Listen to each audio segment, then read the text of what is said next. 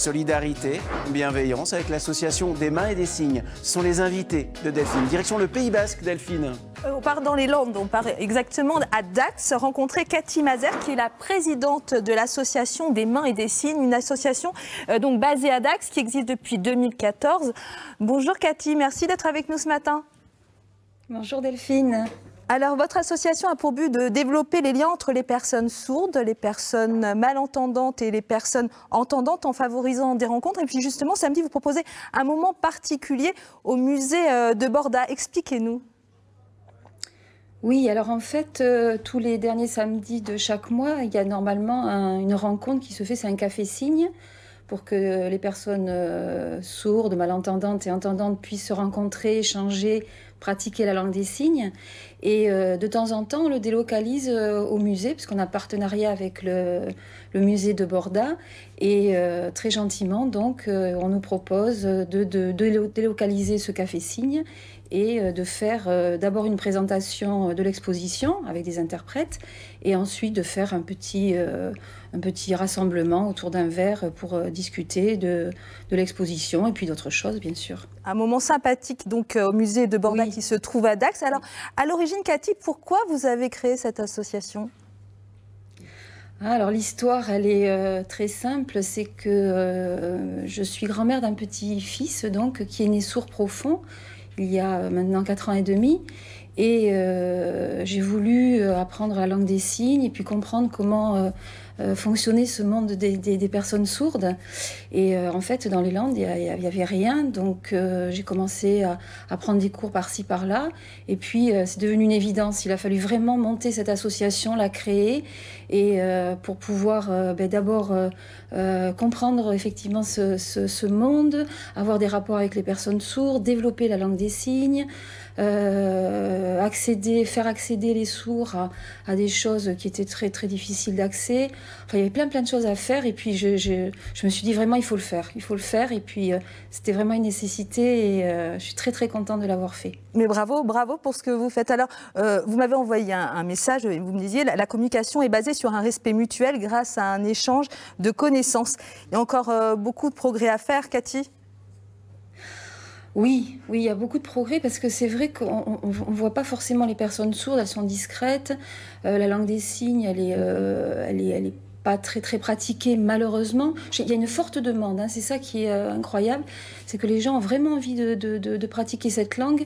Elle n'est pas facile à apprendre, mais vraiment il faut le faire. Il y a vraiment une très très grosse demande et l'univers des personnes sourdes est vraiment très intéressant. C'est une ouverture qui est très particulière. La culture sourde, c'est vraiment une culture à part entière. Hein, c'est vraiment des gens qui ont une identité très forte et on progresse beaucoup à leur contact. Alors, vous battez aussi pour l'intégration des enfants sourds. Vous intervenez dans les établissements scolaires, racontez-nous. Alors, il y a plusieurs choses. Hein. C'est-à-dire que c'est vrai que la scolarité des enfants sourds est difficile hein, parce qu'il faut une approche particulière, soit des professeurs en langue des signes. Il y a très peu de classes en France hein, qui sont accessibles à ces enfants. Donc, c'est vrai que c'est une sacrée inégalité. Et ensuite, oui, c'est vrai que moi, j'aime bien intervenir dans les lycées, dans les collèges, dans les écoles primaires, maternelles, toujours avec des personnes sourdes, parce que c'est elles qui parlent le mieux de leur monde. Parce que je pense que les jeunes sont vraiment très sensibles, très accessibles à cette culture, à la différence. Et c'est notre futur, hein, c'est le futur des petits-enfants sourds à l'heure actuelle. Donc, je pense que ça passera par eux. Et c'est vrai que je dis jamais non, j'essaie d'être toujours présente pour montrer ce que c'est que cette langue et cet univers de la surdité. Vous avez raison, c'est important. Alors, vous organisez de nombreuses manifestations, notamment Signons l'océan. Vous avez organisé donc en octobre, je crois. Racontez-nous, Signons l'océan, qu'est-ce que c'est ? Ah, c'est une belle histoire aussi. C'est en fait... c'est vrai que l'histoire de la surdité est une histoire familiale. Hein. C'est-à-dire que tout le monde s'est investi au niveau familial dans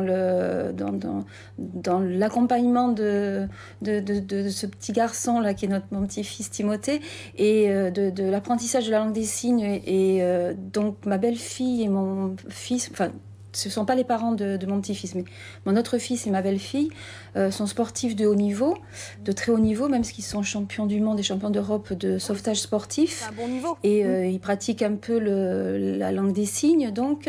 Et ils ont voulu mettre en place une découverte de l'océan pour les personnes sourdes.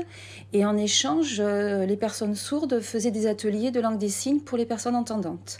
Voilà, donc c'était un vrai échange de connaissances par rapport à le milieu du danger de la mer, les gestes de premier secours, et puis l'atelier de langue des signes pour les personnes, pour une découverte. D'accord, merci Cathy. Voilà. Merci Cathy d'avoir été avec nous ce matin. Alors on va rappeler que votre association s'appelle Des Mains et des Signes. Samedi, que vous serez au musée de Borda, à Dax. Oui. Merci d'avoir été avec nous et puis on vous souhaite plein de belles choses et bravo pour tout ce que vous faites Cathy. Merci. C'est très gentil. Merci pour votre encouragement. Merci. Merci, à bientôt.